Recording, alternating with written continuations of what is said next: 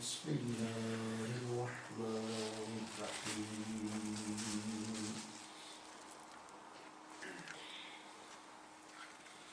ألم نشرح لك صدرك ووضعنا عنك وزرك الذي أنقض ظهرك ورفعنا لك ذكرك فإن مع العسر يسرا إن مع العسر يسرا فإذا فرغت فانصب وإلى ربك فارغب صدق الله مولانا العظيم الصلاة والسلام عليك يا سيدي يا رسول الله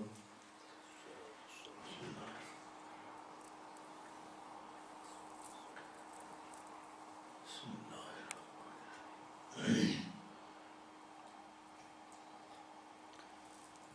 الحمد لله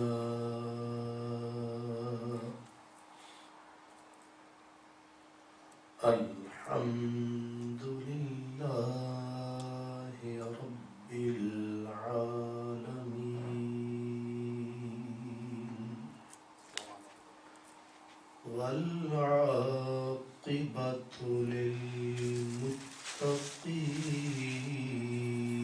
للمتقين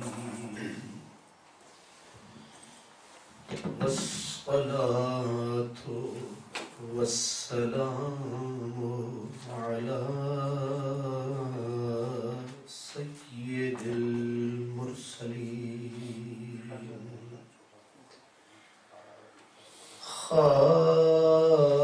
خاتم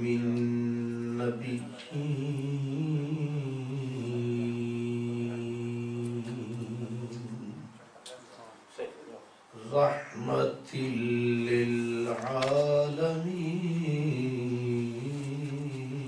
للعالمين وعلى آله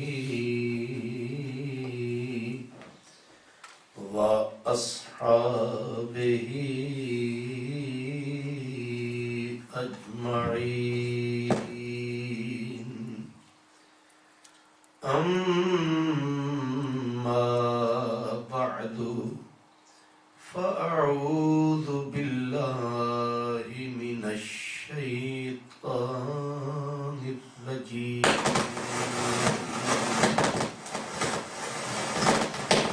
بسم الله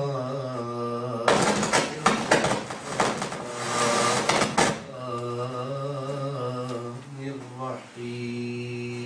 الرحيم إن الذين قالوا ربنا الله ثم استقاموا تتنزل عليهم الملائكة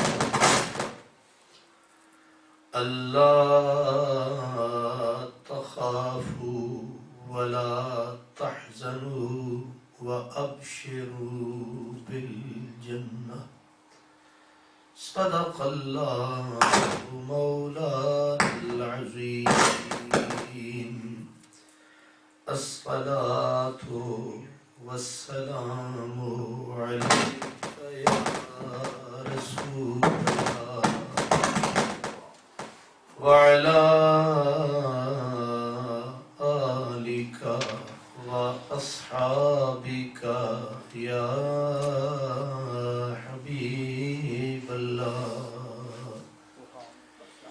الصلاة والسلام عليك يا سيدي يا رسول الله وعلى آلك وأصحابك يا حبيب الله نہ تاج و تخت میں لشکر و سپاہ میں ہے، نہ تاج و تخت میں،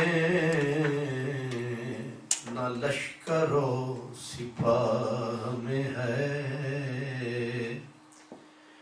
جو بات مرد قلندر کی بارگاہ میں ہے۔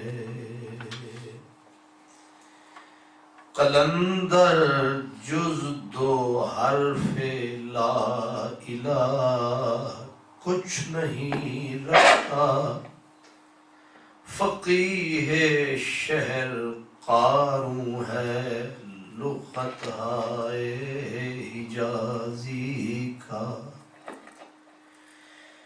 تیری نگاہ سے دل سینوں میں کانپتے تھے، کھویا گیا تیرا جذب قلندرانہ۔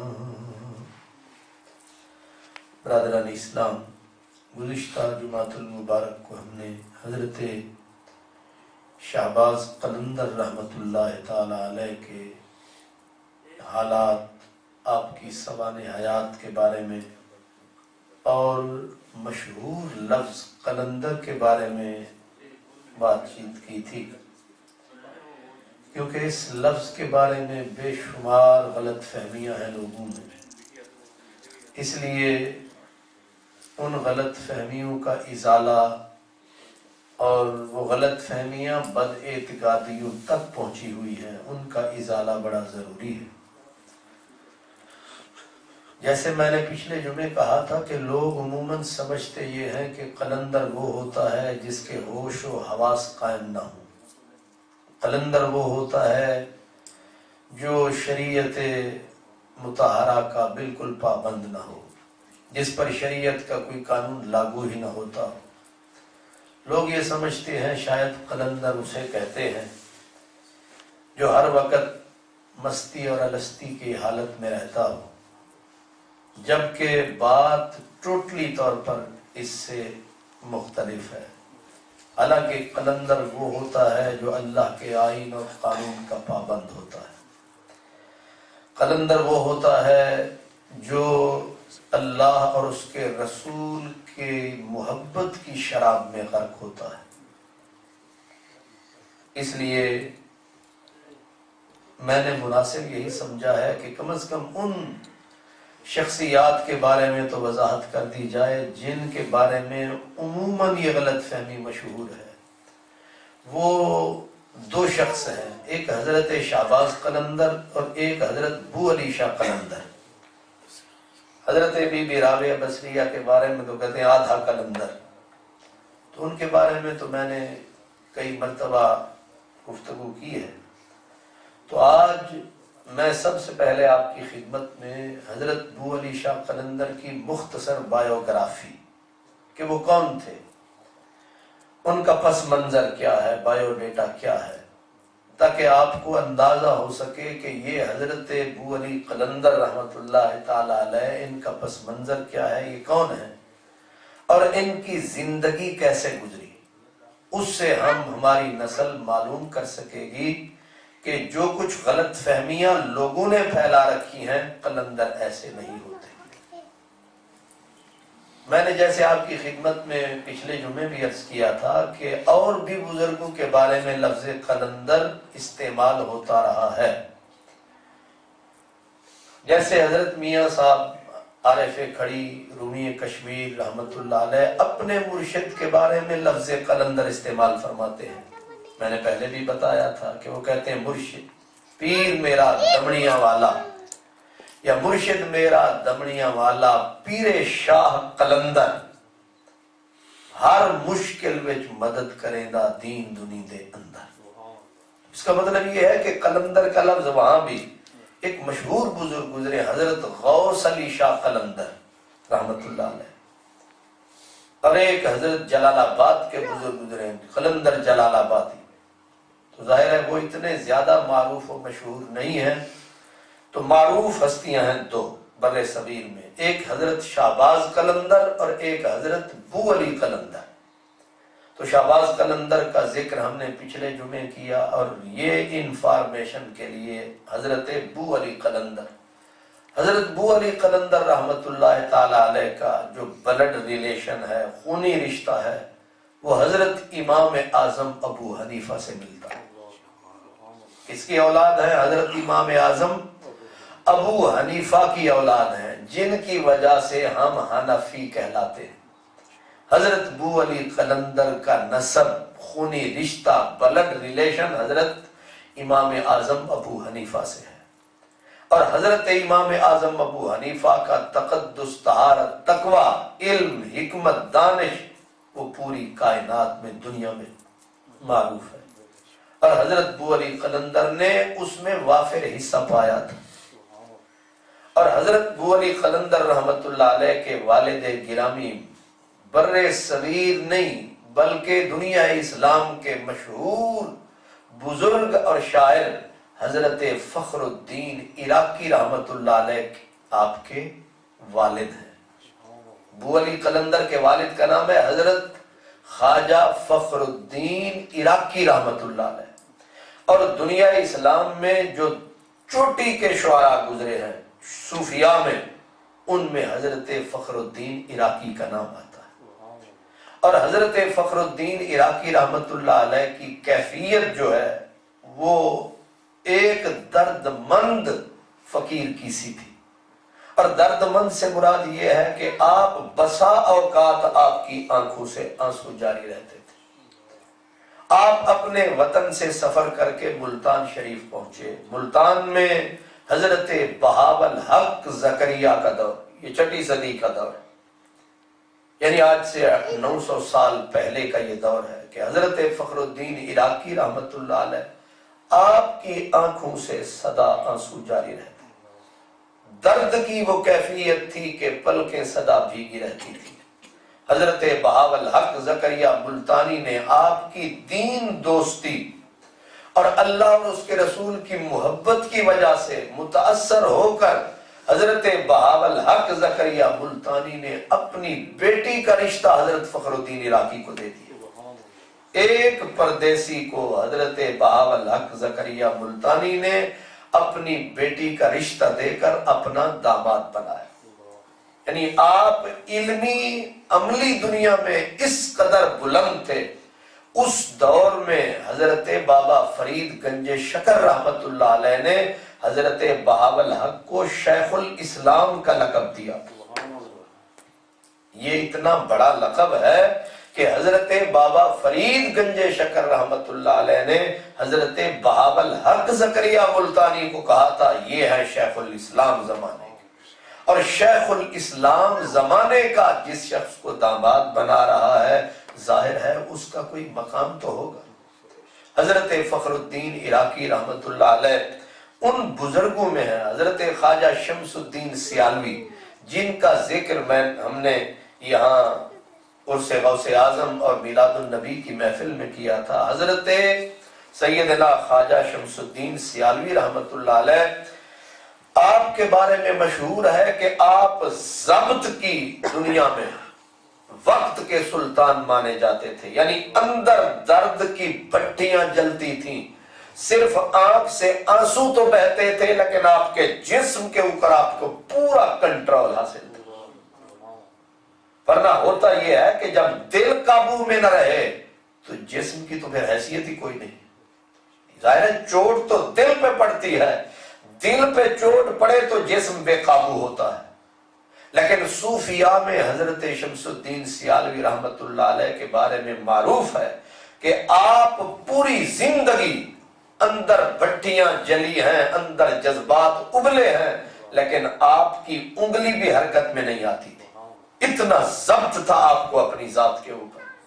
لیکن حضرت فخر الدین عراقی رحمت اللہ علیہ آپ کی ایک نعتیہ غزل جب قوالوں نے حضرت شمس الدین سیالوی جس مجلس میں پیر مہر علی شاہ رحمت اللہ علیہ، پیر جلال حیدر شاہ جلال پوری رحمت اللہ علیہ، پیر امیر شاہ بیروی رحمت اللہ علیہ، چکوڑی شریف، کتنے سارے بزرگان دین جمع تھے، اور حضرت فخر الدین عراقی رحمت اللہ علیہ کی نعتیہ غزل ہے جس کا ایک شعر یہ ہے کہ قوالوں نے کہا کہ ثنائے زلف و رخسارے تو اے ماہ، اس کا معنی ہے کہ اے محبوب مدنی، آپ کی زلف، آپ کے چہرے، آپ کے رخساروں کو فرشتے جب دیکھتے ہیں تو فرشتے بھی بے ساختہ ورد کے طور پر درود و سلام پڑھتے رہتے ہیں۔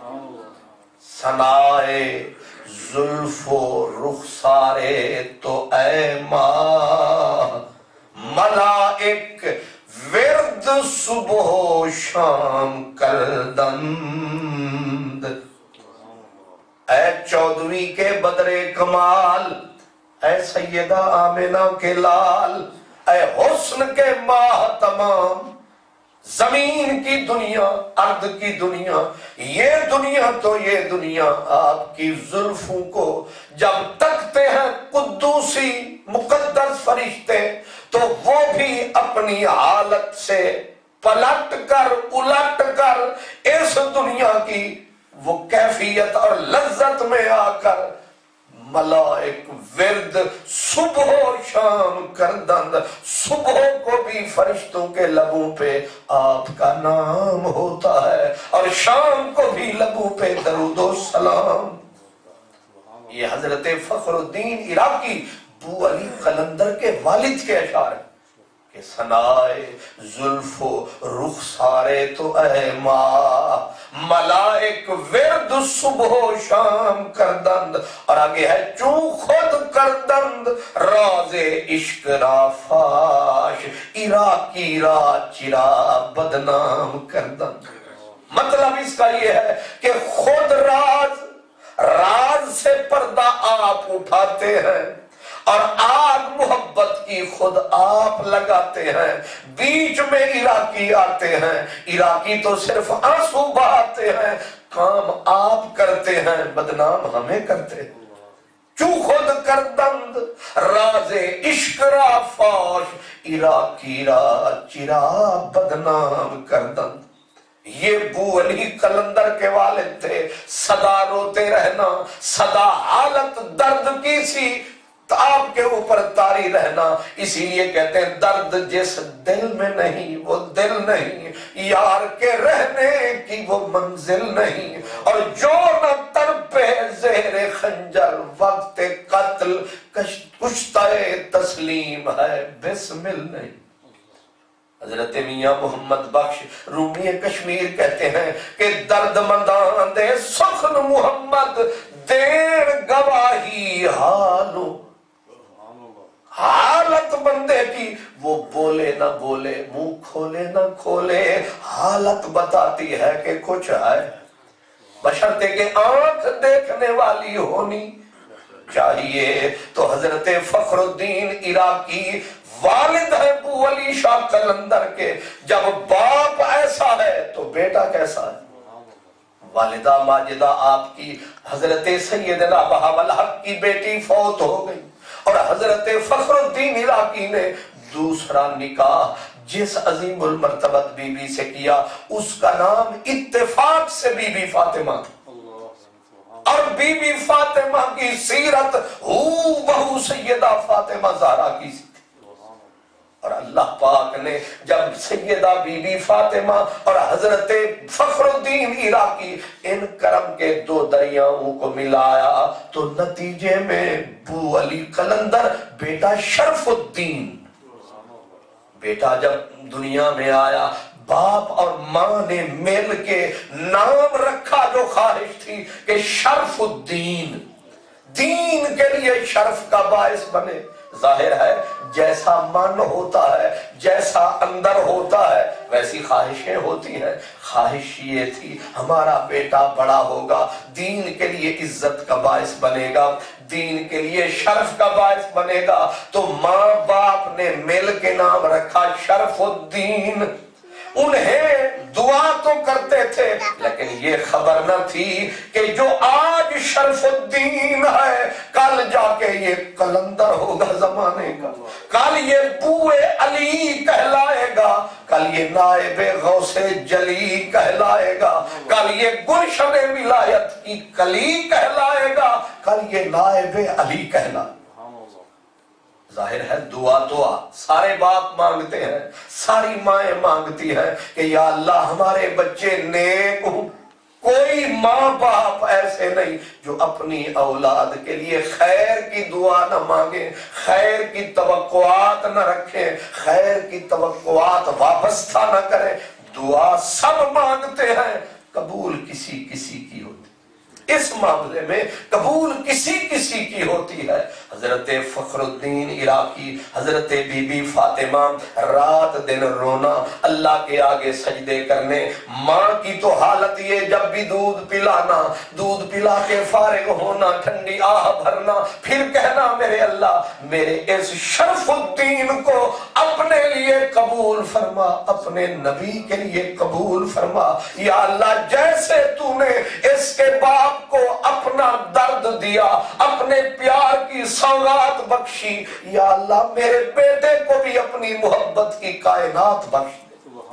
یہ بہت بڑی دعا ہے کہ اللہ کا پیار بندے کے سینے میں سما جائے۔ اور اصول دستور یہ ہے جب بے نیاز کی محبت آتی ہے پھر ہر محبت چلی جاتی ہے۔ اب وہ وقت آیا، باپ نے ماں نے مل کے بیٹے کو دین کا علم پڑھایا، اور بیٹا اس منزل پہ آیا کہ کہاں پانی پت، کہاں خراسان، کہاں ملتان، کہاں پانی پت، کہاں دلی۔ دلی کی مسجد قوت اسلام میں اس وقت دنیا نے آپ کو خطیب مقرر فرمایا۔ بو علی قلندر منبر کے اوپر جلوہ گر جب آئے تھے، مسجد کی رونق اور تھی۔ جب آپ نے خطبے دینے شروع کیے، خطبے میں فرق ہوتا، بول میں فرق ہوتا ہے، لفظ میں فرق ہوتا ہے۔ ظاہر ہے سراہی کے اندر جو ہوتا ہے زبان پہ وہی آتا ہے۔ ہر بندے کی حالت جدا جدا ہے، اور حالت دل کی جانتا خدا ہے۔ اب ظاہر ہے سینے میں ہوں گے انگارے تو زبان کے ہوں گے الگ نظارے، یہ ذہن میں رکھیں۔ اب بو علی قلندر کے سینے میں جو امانت تھی، محبت خدا کی، عشق مصطفیٰ کی، جب آپ قوت اسلام مسجد میں خطبے ارشاد فرماتے لوگوں کے ٹھٹ لگ جاتے۔ اور میاں محمد بخش رحمت اللہ علیہ عارف کھڑی کی بات یہاں فٹ آتی ہے کہ حضرت بو علی قلندر جب تقریر کرتے تھے، خطبے دیتے تھے، تو آپ کی پلکیں بھی بھیگی رہتی، دنیا بھی رو رو کے سنتی تھی، سر دھنتی تھی، موتی تھے خیر کے جو دنیا چنتی تھی۔ بو علی قلندر 1 سال 2 سال 3 سال 4 سال 12 سال تک قلندر پانی پتی مسجد قوت اسلام کے خطیب رہے۔ اب آپ بتائیں جو آدمی 12 سال دہلی کا خطیب رہا ہوگا وہ جاہل ہوگا یا پڑھا لکھا ہوگا؟ ہمارے ہاں تو سمجھتے قلندر وہ ہوتا ہے جس کو کوئی نہ آئے نہ جائے۔ یہ حماقت ہے، یہ جہالت ہے۔ قلندر وہ نہیں ہوتا جس کو کچھ عقل ہی نہ ہو، جس کو کچھ سمجھ ہی نہ ہو۔ بو علی شاہ قلندر 12 سال خطیب رہے مسجد قوت اسلام کے، اور ہجوم اس قدر ہوتا تھا کہ تل دھرنے کی جگہ نہیں ہوتی، گلیاں اٹ جاتی تھیں، چھتوں پہ دنیا ہوتی تھی کہ بو علی قلندر خطبہ دے رہا۔ اور رومی کشمیر کہتے ہیں کہ درد کے خطبے جب دیتے تھے بو علی قلندر، بات پہنچتی تھی دل کے اندر، کیونکہ درد مدان دے سخن محمد تے دین گواہی حالوں تے جس پلے پھل بدھے ہون آوے باس رومالوں۔ ظاہر ہے پھول ہوں گے تو پھول عشقاں مشکاں تے دریاواں کون چھپائے ڈکے۔ اب پھولوں کی خوشبو پہ تو پہرے، آپ ٹوکری میں رکھیں گے پھول تو مہکے گا، آپ اسے جیب میں ٹانگیں گے پھول مہکے گا، پھول زمین پہ روڑی پہ ڈال دو مہکے گا، قبر پہ ڈال دو مہکے گا۔ اس لیے پھول پھول ہے. اور حضرت ابو علی قلندر عشق و محبت علم و حکمت کا پھول تھے. 12 سال تک خطبہ دیا اور عادت یہ تھی کہ ادھر مسجد میں خطبہ دیتے, ادھر جاہلوں کو علم پڑھاتے, مسجد شریف کی خدمت فرماتے. اور جب شام ڈھلتی سیدھا حضرت خواجہ قطب الدین بختیار کاکی کے مزار کی حاضری پہ جاتے.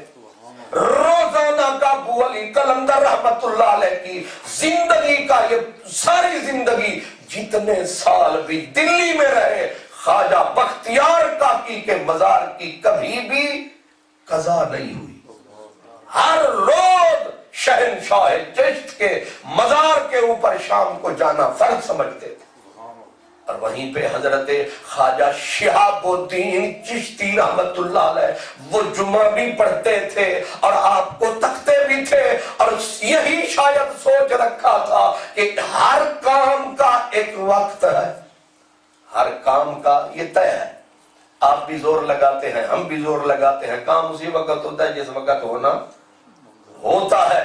بندہ ساری عمر روتا ہے, کام اپنے وقت پہ ہی ہوتا ہے. اب کہتی ہے ابو علی شاہ قلندر 12 سال جب مکمل فرمائے, حضرت شیخ شہاب الدین چشتی جو ہر جمعے پہ آتے تھے ایک نکر میں بیٹھ کے خطبہ سنتے تھے, ادھر خطیب روتا وہ بھی بیٹھ کے روتے تھے. اب یہ پتہ نہیں ان کا اثر ان پہ ہوتا تھا یا ان کا اثر ان پہ ہوتا, یہ کسی کو پتا نہ تھا. کہتے ہیں 12 سال مکمل ہوئے, ایک جمعے کا خطبہ ہو رہا تھا, کیفیت بنی تھی, دنیا گوش بر آواز تھی اور بج رہا محبت کا ساز تھا.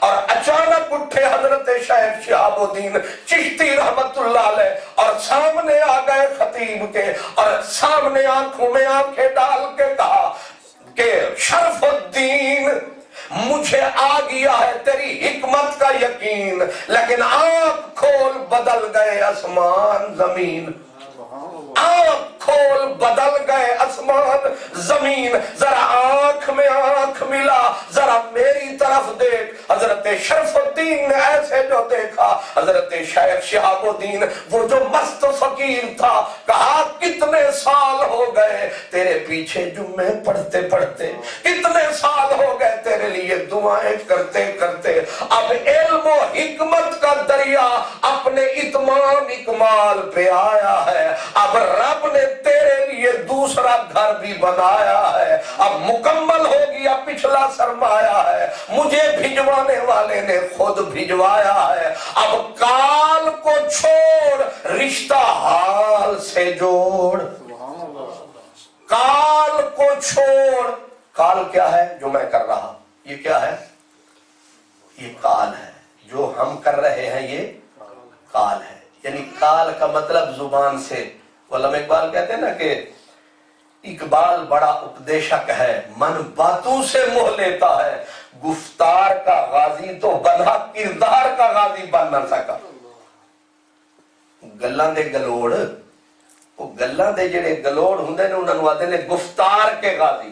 جیسے مجھے سمجھے میں گفتار کا غازی, اب یہ باتیں کر کر کے وقت بتائے جا رہا ہے. تو حضرت شیخ شہاب نے کہا کہ کال کو چھوڑ حال سے رشتہ جوڑ. اب وہ حال کیا بلا ہے, رومی کشمیر عارف کھڑی کہتے ہیں کہ جنہ ایک گھٹ, جنہ پیالہ نہیں صرف گھٹ, گھٹ بھی وہ جڑا میں پیار دا تواڈے والا نہیں, تسی فٹافٹ اٹھے ٹوٹ جاؤ. جنہ ایک گھٹ بھر کے پیتا وحدت دے مدھلالوں, علم کلام نہ یاد رہونے تے گزرے کال مکالوں. کال چھوڑ مکال چھوڑ, حال سے رشتہ جوڑ. حال کا مطلب یہ ہوتا ہے کہ زبان بند ہو, حال سر بلند ہو. بندہ پھر ہر لمحے محبوب محبوب کا پابند ہو، ایسا سر بلند ہو. کہتے ہیں وہ آخری جمعہ تھا جو حضرت ابو علی قلندر نے پڑھایا، لیکن تب تک تھے شیخ شرف الدین. اب مل گئے بیچ میں وہ فقیر، فقیروں نے پکڑ کے کھینچا، کہا اب تیرے منبر پہ کوئی اور آئے گا، تو ہمارے ساتھ ویرانے کو جائے گا. اس کو کہتے ہیں جاگ بنا دودھ جم دینا بھویں لال ہو من کڑ کڑ کے. اب کال کو چھڑوایا، حال کا رستہ شرف الدین کو دکھایا، اور حضرت وہی حال ہوا حضرت شرف الدین کا جو حال مولانا جلال الدین رومی کا ہوا، جو حال شمس الدین تبریزی نے کیا وہی حضرت شیخ شہاب الدین نے کیا. کہتے ہیں کہ جو کتابیں رکھی تھیں حضرت قلندر کے پاس، شیخ شرف الدین کے پاس کتابیں اٹھائی، حالت یکسر بدلی، مستی جو چھائی، کتاب اٹھائی، حوض تھا سامنے، جتنی کتابیں ہاتھ میں آئی اٹھا کر حوض میں ڈالی، کہا یہ کتابیں تیرے حوالے، ہم رب کے حوالے. اور حضرت مولانا جلال الدین رومی نے اسی منزل پہ کہا تھا جب شمس الدین تبریزی انہیں لے گئے تھے. وہ کہتے ہیں مولوی ہرگز نہ شد مولا روم تا غلام شمس تبریزی نہ شد. علامہ اقبال اردو میں کہتے ہیں دم عارف نسیم صبح و دم ہے، دم عارف نسیم صبح و دم ہے، اسی سے ریشہ مانی میں نم ہے. اگر کوئی شعیب آئے میسر تو شبانی سے کلیمی دو قدم.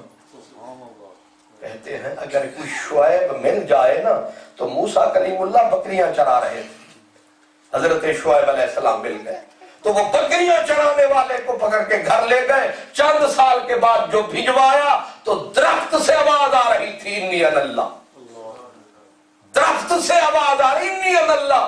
کہاں اللہ کہاں درخت، لیکن شعیب نے پھونکا ایسا لگایا موسیٰ بکریاں چرانے والے کو نبوت کی راہ پہ لگایا. اگر کوئی شعیب آئے میسر تو شبانی، شبانی کہتے ہیں بکریاں چرانا، شبانی سے کلیمی، کلیم ہے خدا سے ہم کلام ہونا. کہاں بکریاں چرانا، کہاں اللہ سے ہم کلام ہونا. کتنا بڑا لمبا سفر ہے، لیکن شعیب مل جائے تو بکریوں کا چرواہا خدا سے ملاقات کر رہا. اگر کوئی شعیب آئے میسر تو شبانی سے کلیمی دو قدم ہے. اور ہمارے لیے اسی لیے جو محتاط بزرگ ہیں وہ کہتے ہیں ہر کسی کا قدر کرو، ہر پانی دا قدر کری، متا کوئی پانی آب حیات ہوئے، ہر بندے دا قدر کری متا کوئی خضر حیات ہو. کیونکہ ہمیں پتا تو ہوتا نہیں ہے، اس لیے رستہ بہتر پھر یہی ہے کہ کسی کی توہین نہ کرو، کسی کی تذلیل نہ کرو، ہر کسی کا حسب توفیق احترام کرو. پتہ نہیں کہاں خیر مل جائے، کہاں سے کوئی نقطہ نور کا مل جائے. اسی لیے وہ تو آنکھ والے تھے. فرماتے ہیں شہاب الدین نے پکڑا حضرت شرف الدین کو، لے گئے ساتھ، جا کے دریا کے کنارے پہ کھڑا کیا، فرمایا وہ کتابیں پڑھی ہیں تو یہ جو 14 طبق کی کتاب ہے اب یہ بھی پڑھ.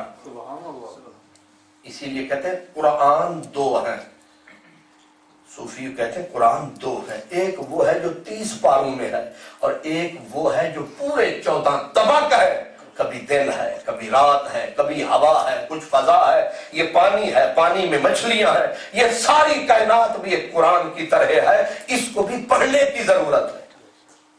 اسی لیے قرآن مجید کہتا ہے اب کہ یہ لوگ افلا ینظرون الی الابل، یہاں تک کہ جانور کو بھی بندہ دیکھے تو عبرت کی نظر سے دیکھے کہ میرے اللہ تو نے اس کو بنایا کیسے. بندے کو یقین آتا ہے، بندے کے یقین میں طاقت آتی ہے کہ آخر اس کو بھی تو کسی نے بنایا. اسی لیے اقبال کہتے ہیں کہ ایک کائنات باہر کی ہے، ایک کائنات اندر کی ہے. وہ کہتے ہیں کہ اپنے من میں ڈوب کر پا جا سراغ زندگی، تو میرا نہیں بنتا نہ بن اپنا تو.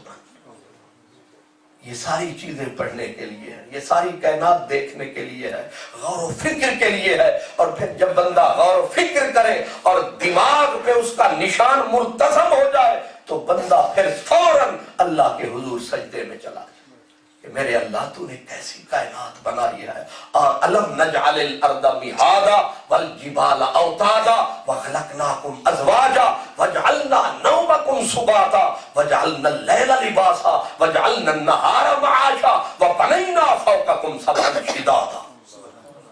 الم نجعل الارض مہادا. اب یہ پڑھنے کے لیے دعوت دی جا رہی ہے. دیکھ تو صحیح اللہ نے زمین کو بچھایا کیسے ہے. اللہ نے زمین کو 3 مرلے کا گھر بنانا پڑ جائے تو کتنی وقت لگتا ہے. 3 مرلے کا گھر کتنی دقت کتنی مشقت ہے. جس مالک نے اتنا بڑی زمین بچھا دی. الم نجعل الارض مہادا اور کہا والجبال اوتادا اور زمین کے سینے پر تاکہ اس کا بیلنس قائم رہے زمین کے سینے میں پہاڑوں کی میخیں گاڑ دی. ظاہر ہے ہماری میخیں ہماری حیثیت کے مطابق ہے، اللہ کی میخیں اللہ دیکھو کہ تو اللہ کی طاقت کے مطابق ہے. فرمایا الم نجعل الارض مہادا والجبال اوتادا. آگے ایک بہت ہی نازک اشارہ کہا خلقناکم ازواجا. اللہ نے تمہیں پھر بنا دیا جوڑا جوڑا. اگر تم ہوتے کلے کلے پھر ہوتے بالکل بلے بلے، نہ ادے بلے نہ ادے بلے. لیکن اللہ نے کیا کیا خلقناکم. تسی چوپی ہو گئے، شکر نہیں کرتے. خلقناکم ازواجا وجعلنا نومکم سباتا. فرمایا پھر اللہ نے نیند دے کر تمہیں سکون بخش دیا. یہ اس سے پوچھیں جس کو نیند 26 گولیوں کا پھکا لگاتے ہیں 6 فیکٹریوں کے مالک، نیند پھر نہیں آتی. تو نیند اگر آئے تو کتنی دکھ دور ہو جاتے ہیں، کتنی پریشانیاں دور ہو جاتی ہیں. اگر نیند نہ آئے مسلسل 3 دن آنکھیں پھٹتی ہیں، دماغ پھٹتا ہے، کلیجہ کٹتا ہے. اللہ فرماتا ہے غور تو کر وجعلنا نومکم سباتا. ہم نے نیند دے کر تجھے کتنا سکون بخش دیا. وجعلنا اللیل لباسا اور رات کو ہم نے آپ لاکھ یہ 6,000 پاؤنڈ کے پردے لگائے، ان پردوں میں وہ لذت نہیں جو رات کے پردے میں لطف ہے. یہ مصنوعی، یہ آرٹیفیشل، یہ بناوٹی پردے، ان پردوں کے پیچھے پردے آپ جتنے بھی اپنے لگا لیں گھر میں ان میں اتنی سکون نہیں ہے جتنی رات کے پردے میں سکون. وجعلنا اللیل لباسا. آگے کہا وجعلنا النہار معاشا. اور اللہ نے پھر دن کا اجالا بنا دیا تاکہ تو اٹھے اور اپنی روزی رزق کا دھندا بنائے، شام کو کچھ کمائے، اپنے بچوں اپنے لیے کچھ پیٹ پالنے کا سامان دے. وجعلنا النہار معاشا وبنینا فوقکم سبعا شدادا. تو یہ اللہ تعالیٰ نے 7 تہ در تہ پردے تمہارے لیے تان دیے. تو حضرت شیخ شہاب الدین نے کہا کہ شرف الدین یہ بھی ایک کائنات ہے، اس کو بھی پڑھ. اب ظاہر ہے پہلے وہ پردے اٹھے تھے کتاب کے، اب کتاب بڑھی کائنات کی. اب 14 طبق ہوئے روشن. اب حضرت شرف الدین 12 سال تکبیرانے، وہی سجدے، وہی عبرت کی نظر، ساری کائنات کی خبر. اور اسی حالت میں آپ ایک دن اسی کیفیت میں دریا کے کنارے کھڑے کھڑے دریا میں اتر گئے. دریا میں اترے تو اللہ پاک نے کرم فرمایا اور ایک غیب میں سے مرد آیا جس نے آتے ہی ہاتھ بڑھایا، فرمایا باہر نکل شرف الدین، رب نے تیرے لیے مجھے بھجوا. سبحان اللہ.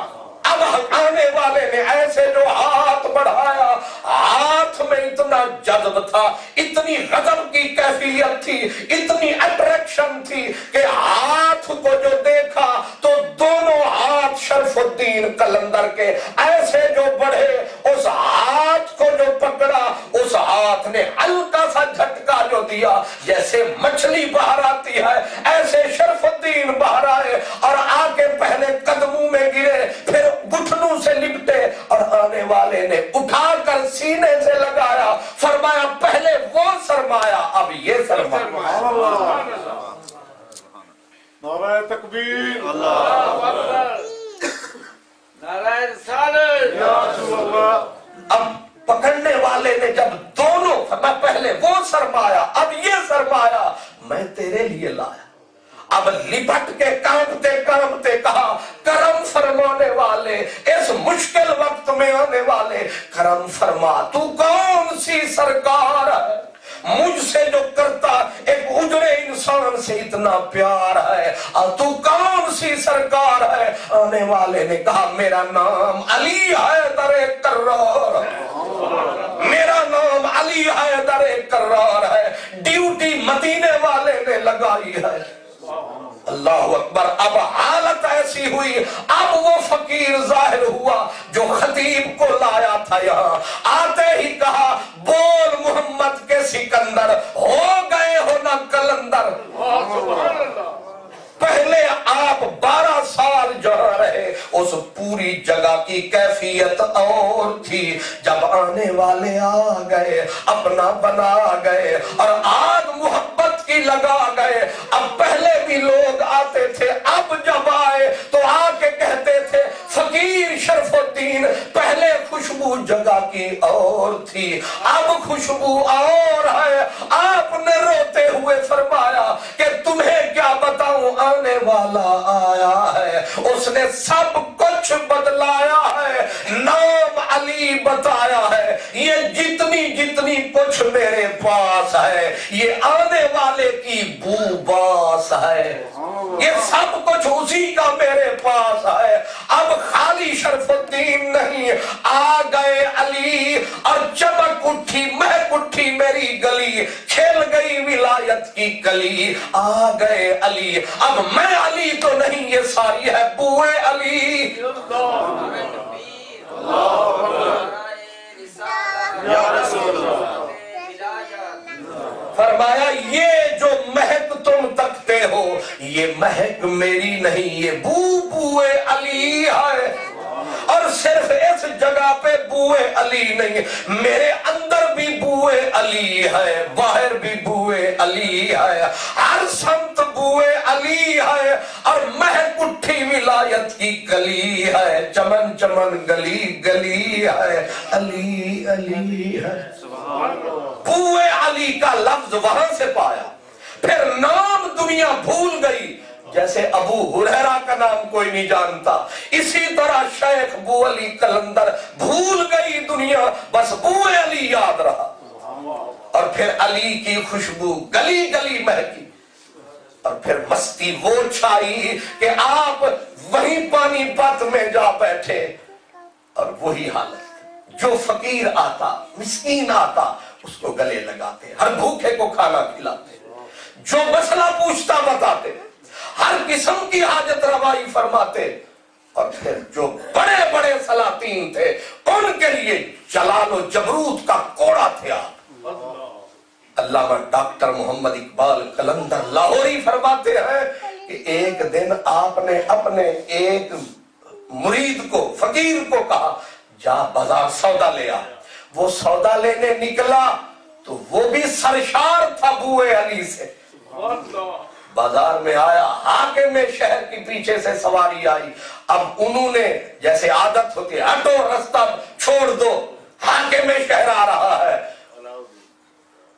علاء الدین خلجی وہ تو بادشاہ تھا، اس کی طرف سے حاکم تھا جو پانی پت کا، اس کی سواری آ رہی تھی، اب آنے والوں نے کہا ہٹو، یہاں تو یہ رواج نہیں، پاکستان شریف میں تشریف لائے تو ایک چمچہ بھی حکومت کا آتا ہے تو شہریوں پہ وقت پڑ جاتا ہے، ایسے لگتا ہے جیسے بلا آ گئی ہے، ادھر والے ادھر ادھر والے ادھر، اب یہ چمچہ صاحب یا کرچھا صاحب یا حکومت کا پرچا تھا، ایسے لانتی ہے کہ لوگ ڈرتے ہیں، ڈر ڈر کے مرتے ہیں، یہ بدبخت پتہ نہیں کیسے حکومت کرتے، تو وہی عادت پرانی تھی، ہٹو ہٹ جاؤ بادشاہ آ رہا ہے، فقیر اپنی مستی میں مست، آہن کلندر روز و شب پہنجی خودی میں خود غرق، اب انہوں نے آ کے کھینچ کے مارا ڈنڈا، پولیس والوں نے کہا جو ہے حاکم شہر آ رہا ہے، ہٹتا نہیں، اب وہ نخسمہ تو تھا نہیں،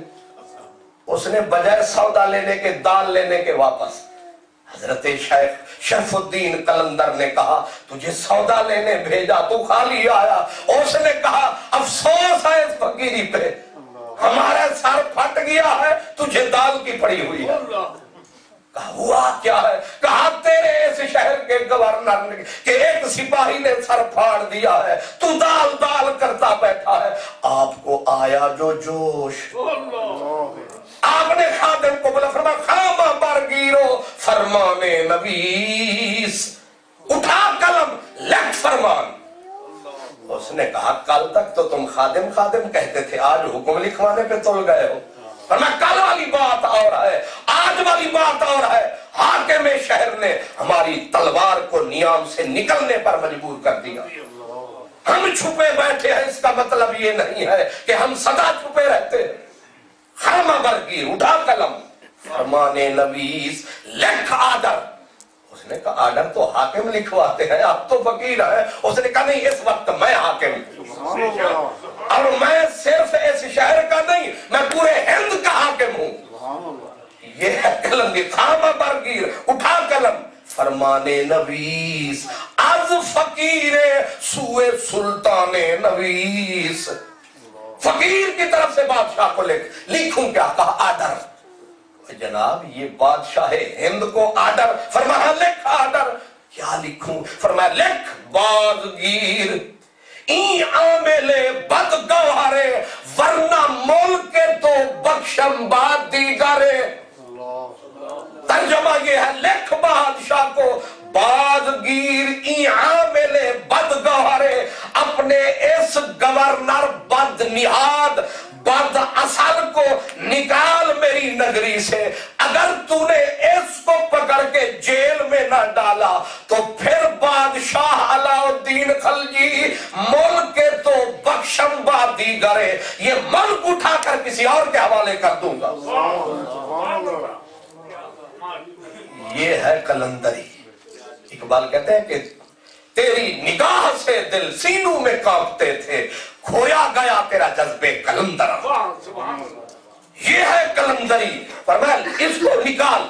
اور پھر جب پہنچا خط, لکھا تھا آرڈر, جو ساری دنیا کو آرڈر کرتا تھا اس کو فقیر کا آرڈر پہنچا. اور بادشاہ نے کانپا. علامہ اقبال کہتے تھر تھر آیا, اور شام کے سورج کی طرح بادشاہ کا چہرہ زرد ہو گیا. اس نے فوراً آرڈر جاری کیا کہ حاکم پانی پت کو اٹھا کر قید میں ڈال دو, اس کو پہلے زنجیروں میں جکڑو, پھر قید میں ڈالو. اب اس نے کہا معافی بھی مانگنی ہے, صرف قید میں نہیں ڈالنا, معافی بھی قلندر سے مانگنی ہے. لیکن معافی میں تو مانگ نہیں سکتا, مجھے دیکھا تو کہیں پھر جلال نہ آ جائے. کہا کس کو کہوں؟ کہا امیر خسرو کو کہوں. کس کو کہوں؟ شیریں دہن ہے, شیریں سخن ہے, پہلے میٹھی باتیں سنائے گا, پھر جب اس کا لیول پہ وہ آئے گا پھر اس کو ہماری معافی نامہ پیش فرمائے گا. حضرت امیر خسرو وہ ادھر کے بھی وزیر تھے, ادھر کے بھی وزیر تھے, یہ پل تھے فقیر اور امیر کے درمیان. امیر خسرو کو بادشاہ نے پہلے جو آرڈر چلاتا تھا, آج بھیگا بدن کہنے لگا خسرو مجھ پہ ترس فرما, وہ روٹھا ہے قلندر اسے منا. امیر خسرو نے کہا کہ بات بڑی مشکل ہے لیکن نظام کا دامن پکڑ کے جاؤں گا. اب پہنچے امیر خسرو اور بیٹھ کے کرنے لگے ادھر کی بات ادھر کی بات. اب جب دیکھا کہ عین عروج پہ دریا درد کا آیا ہے, ادھر چھیڑی اپنا حضرت امیر خسرو نے غزل. کہنے لگے کہ شب جائے, مشہور غزل ہے آپ کی کہ شب جائے محمد میر مجلس بھول, خدا خود میر مجلس بھول, اندر لا مکان خسرو, خدا خود میر مجلس بود, اندر لا مکان خسرو, محمد شم محفل بود, شب جائے کہ من. جب خسرو نے رکھی نا انگلی درد کی تار پر اور سنیے سینے سود فراق دی تار آئی, ماہی ہاتھ لایا او وج پئی. اب آیا جو جوش حضرت قلندر کو, کہنے لگے خسرو تو چپ, مجھے بولنے دے. کہا بولو. کہنے لگے منم در خیال ماہ نمی در نم کجا رفتم, اب ادھر بھی درد کی لہر ادھر بھی درد کی لہر اور آ گیا موج میں ولایت کا بحر. خسرو نے دامن پکڑا کہا کرم نہیں فرماتے وہ جو ناراضگی ہوئی ہے علاء الدین خلجی پہ معاف نہیں کرتے. جوش میں جو تھے کہنے لگے تو کہتا ہے تو معاف کیا. مانگنے کا بھی چاہیے ڈھب کچھ اب بھی ملتا ہے اب کچھ ملتا ہے فقیر سے سب کچھ مانگنے کے لیے بھی چاہیے ڈھب کچھ. یہ ہے قلندر پانی پتی رحمت اللہ علیہ. اسی لیے کہتے ہیں کہ حضرت قلندر رحمت اللہ تعالی علیہ ایک دن خسرو سے کہنے لگے خسرو ہر رات حضوری ہوتی ہے یعنی میں سرکار کی حاضری میں ہوتا ہوں تیرے نظام کی زیارت نہیں ہوتی. خسرو ہنسے کہنے لگے کل بتاؤں گا. جا کے حضرت خواجہ نظام سے کہا کہ آج قلندر کہہ رہے تھے کہ آپ حضور کی حضوری والی مجلس میں نہیں ہوتے. خواجہ نظام مسکرا پڑے کہنے لگے کہ محفلیں ہوتی ہیں دو ایک ہوتی ہے عام ایک ہوتی ہے خاص. ہم ہوتے ہیں خاص کے پاس کیونکہ وہ ہوتے ہیں باہر ہم ہوتے ہیں اندر. کیا جانے قلندر کہ اندر ہوتا ہے سکندر. اب جو جا کے بتایا رویا قلندر اور رلایا کہا ہم سمجھتے تھے ہم قلندر ہیں ہمیں کیا پتا نظام خود اندر ہے. ہم نرے قلندر ہیں اور نظام اندر ہے. خسرو کو وقت مل گیا کہنے لگا جناب یہ حضوریاں کیسے ہوتی ہیں. یہ ہوتا ہے وصول کرنے کا طریقہ. حضوریاں کیسے ہوتی ہے ویسے ساری زندگی ماتھا رگڑتا یہ نہ ملتی. اب خواجہ نظام کو کہنے لگا حضوری کیسے ہوتی ہے. فرمانے لگے کوئی پر دل کی بات بتا. کہا دل کی بات یہ ہے یہ جو شیخ سعدی کی ربائی ہے بلغ العلا بکمالہ ہر کوئی پڑھتا پھرتا ہے. میرا دل کرتا ہے ایسی کوئی ربائی لکھوں جو اسی طرح پڑھی جائے. خواجہ نظام آئے جو جوش میں کہنے لگے بیٹا یہ نصیب والوں کے نصیب میں ہوتا ہے ہر کسی کے نصیب میں نہیں ہوتا. اس نے کہا کیسے. یہ ہے طریقہ کیسے.